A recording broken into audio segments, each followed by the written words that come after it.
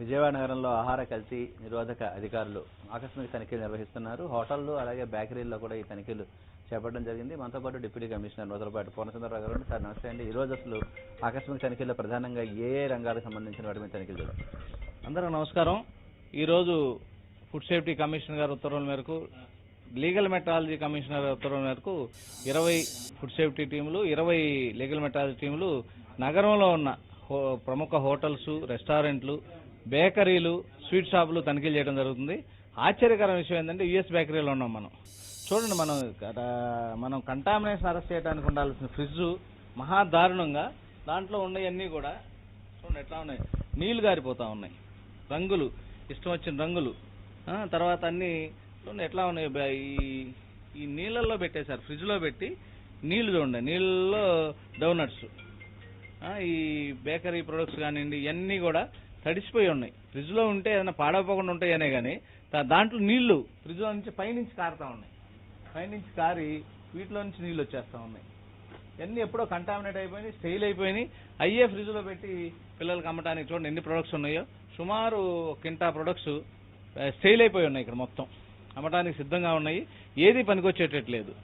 అంటే మీ ద్వారా మేము హెచ్చరించేది ఏంటంటే బేకరీ కానీ, స్వీట్ షాపులు కానీ, హోటల్స్ కానీ ఎవరైనా పిల్లలకు కానీ, లేదా తర్వాత ఈ జబ్బు చేసిన వాళ్ళు కానీ తినే బ్రెడ్స్ కానీ, బేకరీ ప్రొడక్ట్స్ కానీ శుభ్రంగా తయారు చేస్తారు అనేది. బేకరీ బ్రెడ్స్ కూడా ఎక్కడ కూడా డేట్ ఆఫ్ మ్యానుఫ్యాక్చరింగ్ లేదు, ఎప్పుడు తయారు చేస్తున్నాడో లేదు. ప్లస్ ఇవన్నీ కూడా డేట్స్ లేవు, ప్యాకింగ్ లేదు, లేబుల్స్ లేవు, అన్ని వైలేషన్స్ ఉన్నాయి. పైపచ్చు 1 క్వింటా ప్రొడక్ట్స్ స్టెయిల్ అయి ఉన్నాయి, ఇవన్నీ పాడైపోయి ఉన్నాయి. ఇవన్నీ సీజ్ చేస్తా ఉన్నాం. మీ ద్వారా మేము హెచ్చరించేది ఏంటంటే ఎవరైనా సరే, పైపెచ్చి ఇంకో ఆశ్చర్యకరమైన విషయం ఏంటంటే వీళ్ళు ఇంత పెద్ద వ్యాపారం చేస్తా 100 రూపాయలు పెట్టి లైసెన్స్ తీసుకొని రెస్టారెంట్ లైసెన్స్ తీసుకున్నాడు.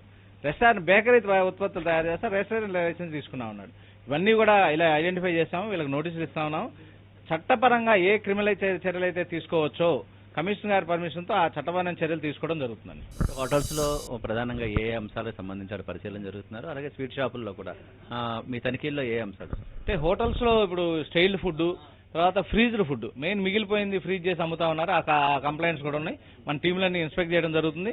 ఈ స్వీట్ షాపుల్లో కార్ఖానాలు ఏంటంటే శానిటైజింగ్ కండిషన్స్ లేకుండా, plus unpermitted colours, unpermitted levels, తర్వాత చైనా సాల్ట్ ఉపయోగించిన హోటల్స్ లో ఇవన్నీ ఐడెంటిఫై చేస్తున్నాము. టీంలన్నీ వెరిఫై చేస్తా ఉన్నారు. ఈ ఇన్స్పెక్షన్స్ అయిన తర్వాత కన్సల్టేట్ రిపోర్ట్ కంప్లీట్ గా చెప్తాను. ఈ బేకరీలో అయితే చాలా దారుణంగా ఉంది. ఇట్లాంటి బేకరీల మీద చట్టపరమైన చర్యలు తీసుకోవడం జరుగుతుంది. చాలా వరకు మాంసాహారం ఏదైతే ఉంటుందో దాన్ని చాలా రోజుల పాటు కూడా ఫ్రీజ్ చేసి ఉంచుతున్నారు అనేది కూడా కంప్లైంట్. యాక్చువల్గా చూశారు కదా, ఈ బేకరీలో కూడా ఎప్పుడు చికెనో తెలియదు, అది గట్టలు గట్టిపోయి అతుక్కుపోయింది. ఫ్రిడ్జ్ కి డీఫ్రాస్ట్ చేయక 4-5 సెంటీమీటర్ల మందంతో ఐస్ ఉండి అతుక్కుపోయి ఉంది. ఆ చికెన్ బేకరీలో చికెన్ ఎందుకు పెడుతున్నాడో, మటన్ ఎందుకు ఉంటుందో ఎందుకు అర్థం కావట్లా. వండింది ఉంది, తర్వాత ఫ్రెష్ ఉంది. ఫ్రెష్ అంటే అప్పటికప్పుడు దొరికే ఉండేది, తీసుకొచ్చి ఫ్రిడ్జ్ లో పెట్టి 3-4 రోజులు పెట్టేసి, వారం పెట్టేసి అదే తయారు చేస్తా ఉన్నారు. అన్ని స్టైల్ అయి ఉన్నాయి. వీళ్ళందరి మీద చట్టపరమైన చర్యలు తీసుకుంటాం. ఎన్ని టీములు పనిచేస్తున్నాయి సార్ ఈ తనిఖీలు ఓవరాల్ గా? ఇవాళ విజయవాడలో 20 ఫుడ్ సేఫ్టీ టీములు, 20 లీగల్ మెట్రాలజీ టీములు, 40 టీములు కలిసి హోటల్స్, రెస్టారెంట్లు, బేకరీలు, స్వీట్ షాపులు, కార్ఖానాలు అన్ని తనిఖీ చేయడం జరుగుతుంది. ఎక్కడైతే కంప్లైంట్స్ ఉన్నాయో, ఎక్కడైతే వయలేషన్స్ ఉన్నాయో వాళ్ళందరి మీద చట్టపరమైన చర్యలు తీసుకుంటాం. ఈ రిపోర్ట్స్ అని తనిఖీలన్నీ అయిపోయిన తర్వాత కన్సల్టేట్ గా ఏం చేసింది మీకు చెప్తాం జరుగుతుంది. ఓవరాల్ కొనుగోలుదారులకు మీరు చేసే సూచన అంటే వాస్తవంగా ఏంటంటే కన్జ్యూమర్కి మనం చెప్పేది ఏంటంటే మీరు ఏం తినబోతున్నారు, ఏం కొనబోతున్నారు, ఒక్కసారి లేబుల్ చూసుకుంటే ఎప్పుడు తయారు చేశారు, ఎవరు తయారు చేశారు, దాని మీద FSSAI లైసెన్స్ ఉందా, లోగో ఉందా, న్యూట్రిషన్ వాల్యూ ఉందా, బ్యాచ్ నెంబర్ ఉందా, date of manufacture, date of expiry, కనీసం ఈ 10 సూచనలన్నీ చూసుకుంటే ఎవరు తయారు చేశారు. ఇంకోటి హోటల్లో పోయేటప్పుడు హైజీన్ రేటింగ్ FSSAI వెబ్సైట్లోకి వెళ్తే దానికి 4 ఉందా, 3 ఉందా, 5 ఉందా హైజీన్ రేటింగ్ ఉంటుంది. హైజీన్ రేటింగ్ బాగుండే హోటల్ ఏంటంటే 90% శానిటైజింగ్ కండిషన్ బాగానే మెయింటైన్ చేస్తారు. అది కన్జ్యూమర్ చెప్పేది ఏంటంటే హైజీన్ రేటింగ్ చూసి వెళ్ళండి.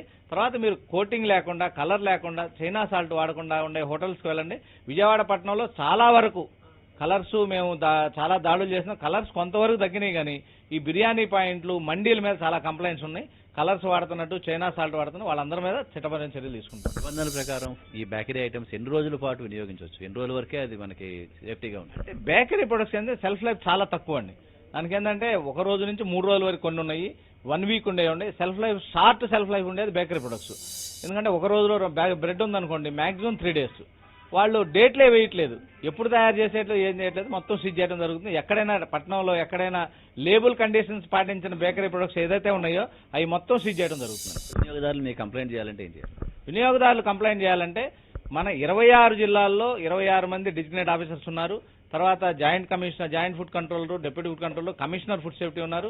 హెల్ప్ లైన్ ఒకటి ఉంది. తర్వాత సదరు జిల్లా జాయింట్ కలెక్టర్ గారికి కానీ, కలెక్టర్ గారికి కానీ, విజిలెన్స్ ఎన్ఫోర్స్మెంట్ ఆర్ఈఓ గారికి కానీ ఎవరికైనా కంప్లైంట్ చేయొచ్చు. ఏ కంప్లైంట్ చేసినా విత్ ఇన్ షార్ట్ టైం మేము చర్యలు తీసుకోవడానికి సిద్ధంగా ఉన్నామండి. ఇది విజయవాడలో ఏదైతే తయారు చేస్తున్నటువంటి ఆహార పదార్థాలు సరైన ప్రమాణాలు పాటించకుండా తయారవుతున్నాయో వాటన్నిటినీ కూడా ఫుడ్ సేఫ్టీ అలాగే సూనికలు కొలతల శాఖ అధికారులు కూడా ఆకస్మిక తనిఖీలు జరిగి వాటన్నిటిలో ఉన్నటువంటి ఉల్లంఘనలను కూడా గుర్తించడం జరుగుతుంది.